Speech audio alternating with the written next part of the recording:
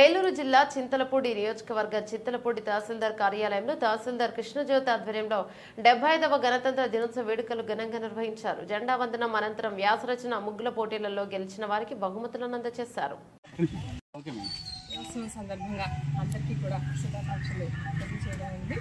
మరి మన భారతదేశంలో అతి పెద్ద రాజ్యాంగాన్ని ఇచ్చినటువంటి మన భారతదేశం ఈరోజు ఆ రాజ్యాంగాన్ని అమలు జరుపుకుంటున్న రోజు కాబట్టి మరి ఈ రాజ్యాంగాన్ని రచించడానికి అనేక మంది మనకి లీడర్స్ అందరూ కూడా కృషి చేస్తున్నారు. వాళ్ళ ఎంతో విశేషమైనటువంటి కృషి, వాళ్ళ త్యాగాలు అన్నీ కూడా మనకి ఈరోజు గొప్ప రాజ్యాంగాన్ని మనకి అందించడం జరిగింది.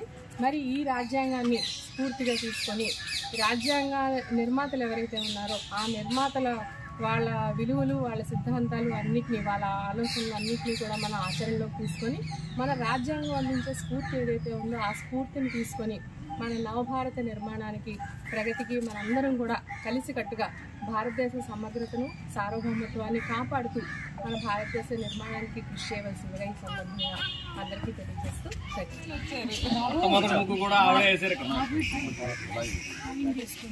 సీనియర్ సిటిజన్ గా కూడా సీనియర్ ఓటర్గా కూడా ఈరోజు సన్మానించడం జరుగుతుంది.